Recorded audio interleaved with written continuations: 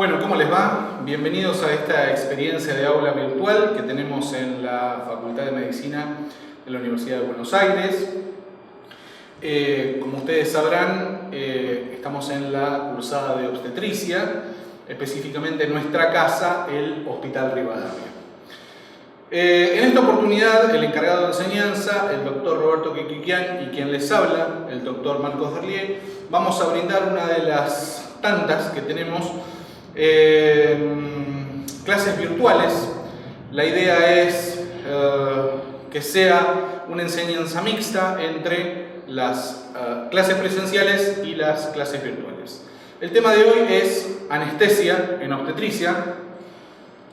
Comenzamos con hablar respecto a cuál es la evaluación preoperatoria que tenemos que tener en toda paciente que va a ser operada. Esa es los laboratorios, dentro de los que no deben faltar el hematocrito, la coagulación, fundamental porque el tipo de anestesia que se realizará es absolutamente distinta en el caso de que sea una paciente que tenga un trastorno coagulopático a una paciente que no lo tenga. De hecho, en la emergencia son pocos los estudios que se sacan. Uno de ellos es la coagulación QUIC y KPTT, de ser posible, que tienen que estar dentro de valores normales. Obviamente que los leucocitos, obviamente que algún otro parámetro de laboratorio como la glucemia, y si es necesario y alguno está alterado, tratar de corregirlo. De ser posible, una valoración cardiológica. La valoración cardiológica lo que permite es conocer si hay alguna patología que contraindicaría la anestesia o el tipo de anestesia a utilizar y qué grado de tratamiento podemos hacer previamente para que nosotros, o requerimientos quizás, para que nosotros podamos entrar al quirófano a esa paciente sin ningún inconveniente. Por ejemplo, con un monitoreo cardiológico. Es importante porque las pacientes obstétricas muchas veces tienen varices por compresión de vena cava inferior, porque el útero aumentado de tamaño genera una compresión del retorno venoso, lo que genera varices en miembros inferiores. Si nosotros tenemos una paciente que vamos a entrar a operar, estas varices en miembros inferiores nos van a obligar de repente a utilizar un vendaje compresivo en miembros inferiores para evitar cualquier tipo de tromboembolismo, ya sea profundo, una trombosis venosa profunda o algún tipo de TED. Siempre, y es fundamental considerar que puede complicarse, motivo por el cual en las filminas pusimos primero un cardiodesfibrilador en el caso de que la paciente tenga el trastorno eléctrico cardíaco, como sea un paro cardíaco, como puede ser una FA o un trastorno auricular. Comprobar que todos los monitores estén funcionando. Esto es importante. ¿Por qué? Porque a veces uno considera que la operación cesárea es una cirugía sencilla y la cirugía puede complicarse, y si todos los aparatos que nosotros podemos llegar a necesitar no han sido chequeados previamente, quizás alguno, cuando vayamos a necesitarlo, no lo tengamos porque no funcione. Y obviamente considerar la posibilidad de necesidad de una intubación, motivo por el cual siempre un laringoscopio lo tenemos que tener de costado, o eventualmente alguna cánula de mayo como para proteger la vía aérea. Respecto de la preparación preoperatoria, vamos con la siguiente filmina. Es deseable un ayuno de 8 horas. ¿Por qué decimos que es deseable un ayuno de 8 horas? Porque a veces la situación obstétrica cambia y cambia en forma súbita. Y por ahí la paciente venía en un trabajo de parto previo y no tiene 8 horas de ayuno. Bueno, lo deseable para una cesárea programada son 8 horas de ayuno como mínimo. Una preparación física general con una tricotomía y una evacuación intestinal. Ponemos esto un poco con signo de interrogación. ¿Por qué decimos tricotomía con signo de interrogación? Cada vez es más cuestionado el tema de que afeitar el pelo pelviano puede generar microtraumatismos y microlesiones, es decir, estamos operando sobre un terreno en el cual hubo una pequeña laceración o una pequeña lesión en esa piel, es decir, no es una piel 100% indemne. Si llega a ingresar algún tipo de germen o llega a ingresar algún tipo de patógeno, como puede ser un estrepto o un estáfilo, cocos positivos, la complicación infecciosa existe, cosa que no ocurriría si nosotros no hacemos una depilación o una afeitada de la paciente. Esto está en discusión y está en revisión, sugerimos evitarlo o no hacerlo. Lo mismo que la evacuación intestinal, es bastante incómodo para la paciente y la realidad es que pocas veces tenemos contacto o tenemos inconvenientes con el recto. Si la instalación de una vía venosa, necesitamos tener una vía permeable y tiene que ser una boca entre 14 y 16 o 18 como mínimo. No podemos ingresar a una paciente a quirófano con una vía periférica 22. Eso realmente se contraindica porque si se necesita expandir, porque si se necesita administrar en forma paralela, aparte de algún suero, por ejemplo, glóbulos rojos, una vía de un calibre muy chiquitito se taparía y eso implicaría que necesitamos un segundo acceso y en una emergencia ese tiempo es vital y es crucial. Entonces sugerimos entre un catéter de 14, no más allá de 18. Evacuación vesical y sonda. La colocación de sonda vesical es fundamental. Es fundamental previo al procedimiento y durante el procedimiento. ¿Por qué? Porque si la vejiga no se evacúa correctamente, nos ha pasado en procedimientos en los cuales la sonda se acoda y no cumple la función de drenaje permanente de esa vejiga, la vejiga con la expansión que hace el anestesiólogo en líneas generales se inflama, se hincha y nos obstruye el campo operatorio por un lado o eventualmente nos dificulta y podemos llegar a lesionar generando algún tipo de lesión vesical que puede llegar a ser reparada si nos damos cuenta, pero puede llegar a no ser reparada si para nosotros es mínima y no nos damos cuenta, y esto en líneas generales entorpece después el posoperatorio. La asepsia vaginal y abdominoperoneal como corresponde a todo acto quirúrgico. En líneas generales los anestesiólogos, y ustedes permítanme orientar esta clase específicamente a obstetras, no es el objetivo que esta clase de anestesiología en obstetricia sea apuntada y orientada a los médicos anestesiólogos. Esta orientación es exclusivamente obstétrica.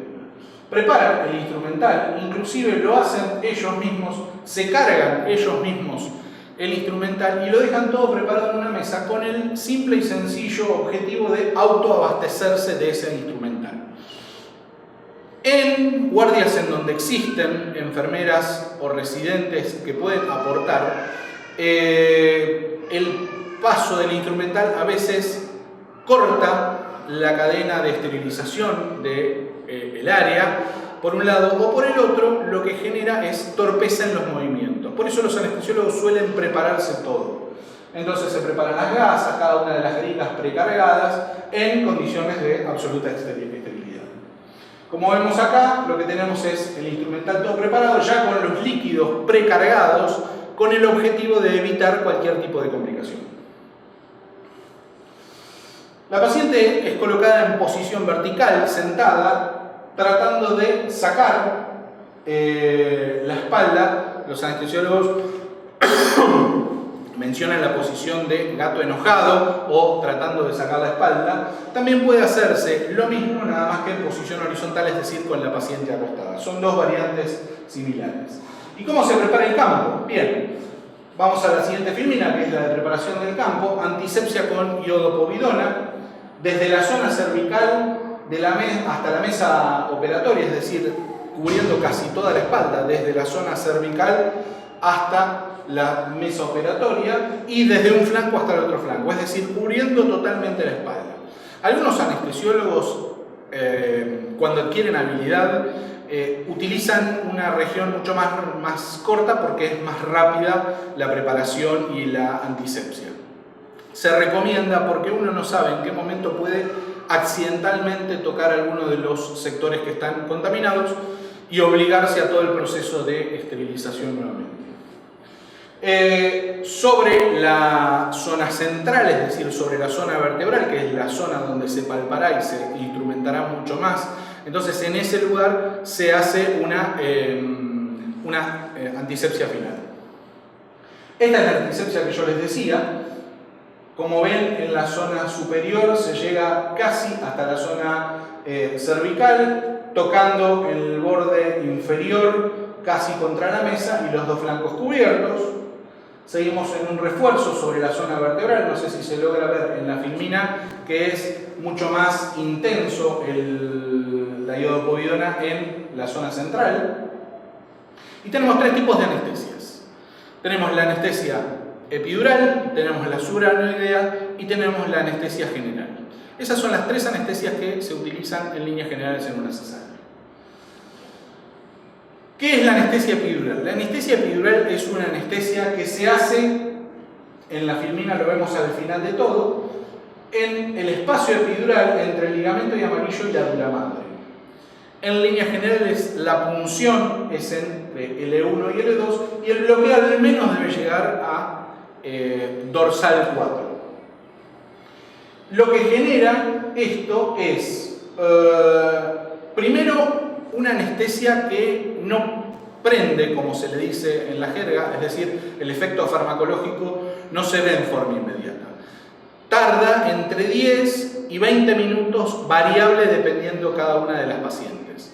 Entonces, cada una de estas pacientes lo que tiene es, en líneas generales, se hace la anestesia epidural, se acuestan, se les coloca la sonda, se preparan los campos y cuando nosotros vamos recién a iniciar el acto operatorio, en ese momento es cuando hacemos el testeo final y verificamos a ver si la sensibilidad la ha perdido o la paciente todavía es sensible. Nos ha pasado en más de una oportunidad que nos han dicho los anestesiólogos, o por el mismo reflejo de la paciente del dolor, nos dicen esperen un poquitito, nos faltan 2 minutos, nos faltan 5 minutos y tenemos que esperar.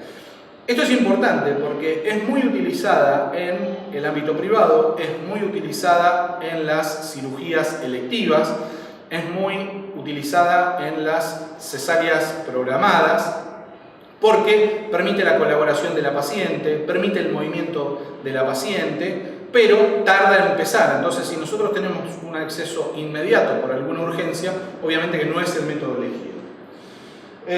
No provoca bloqueo motor completo. Esto significa que los pacientes pueden movilizarse cuando tienen este tipo de anestesia, aunque sea ligeramente. Acá vemos distintas escenas. En el ángulo superior izquierdo estamos viendo lo que veíamos antes, el proceso de antisepsia y colocación de campos. En el ángulo superior derecho lo que estamos viendo es cuando la jeringa, en líneas generales jeringa de vidrio, se utiliza para la anestesia epidural, ingresa la medicación. En el ángulo inferior izquierdo se observa la colocación de un catéter. Este catéter lo que permite, lo mismo que en el derecho, ya el catéter colocado y se observa la tela adhesiva recubriendo la espalda hacia el hombro izquierdo de la paciente. Este catéter lo que permite es administrar bajas dosis de la medicación y esa medicación ir administrándola e incrementándola de acuerdo a cómo se necesite. ¿Cuál es la anestesia subaracnoidea? Que es la segunda de las anestesias que nosotros utilizamos en una cesárea. Esta es entre la pía madre y la aracnoides. Lo que provoca es un efecto farmacológico inmediato. Entonces, es la anestesia de elección en el caso de que tengamos alguna urgencia y que el anestesiólogo tenga entre 4 y 10 minutos, dependiendo de la habilidad, como para hacer el bloqueo anestésico. El sitio de punción es entre L4 y L5, es decir, es más abajo, y el bloqueo motor es casi inmediato. La paciente, cuando termina la anestesia, se acuesta, después difícilmente pueda colaborar en movilizar las piernas, por ejemplo, para la colocación de la sonda. El proceso comienza con la identificación del espacio, que se hace mediante maniobra digital con el pulgar. Se marca el espacio con la uña, entonces queda la impronta en la piel de la paciente. Se hace el abón anestésico en esa zona, anestesia de piel y partes blandas. Y finalmente se infiltra la anestesia, ingresa la aguja y como vemos en el video, lo que se observa es que cuando se encuentra en el espacio, cae la gota de líquido cefalorraquídeo que nos marca la posición correcta. Fíjense en esta filmación cómo la gota de líquido cefalorraquídeo va avanzando hasta finalmente caer. Ese es el momento en el cual el anestesiólogo está seguro de la ubicación correcta de la anestesia y es donde infiltra o instila la medicación. La infiltración se instila a una velocidad de aproximadamente 1 mililitro cada 30 segundos o de acuerdo a la valoración que va a hacer cada anestesiólogo.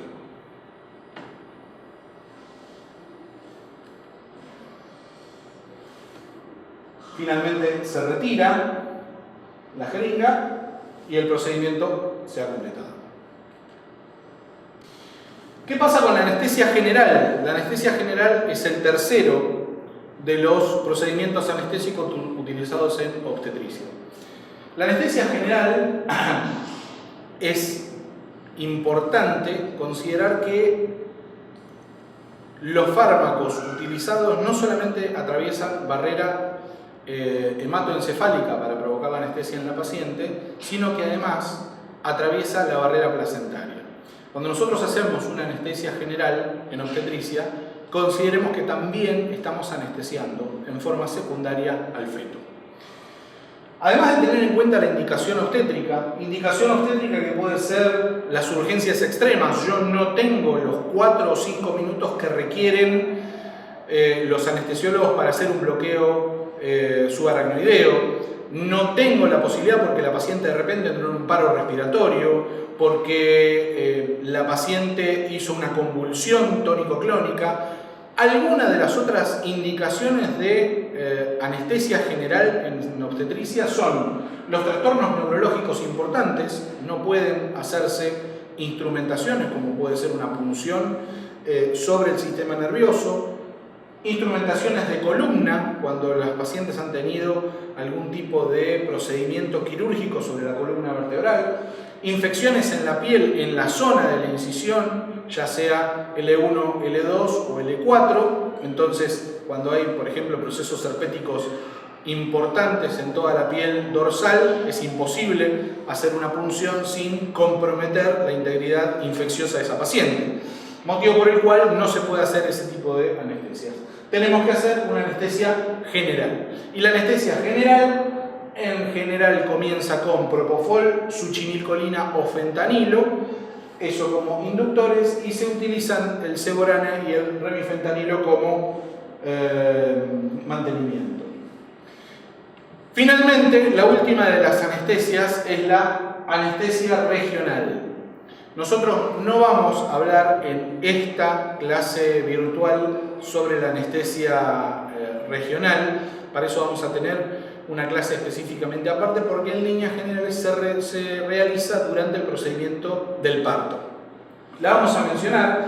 Hay dos tipos de anestesia local. Una es la anestesia local infiltrada en forma previa a una episiotomía que se realiza con lidocaína al 2% sin epinefrina. Eso se administra previamente a la realización de la episiotomía, se hace la episiotomía y se refuerza cuando vamos a hacer la síntesis de la episiotomía en el momento en el cual estamos haciendo la sutura. Esa es una de los tipos de anestesia. En líneas generales es un efecto bastante breve y lo que tiene es que permite simplemente con esa anestesia facilitar la sutura. La otra de las anestesias es la anestesia plexual. ¿Cuál es la anestesia plexual? La anestesia plexual es al plexo pudendo.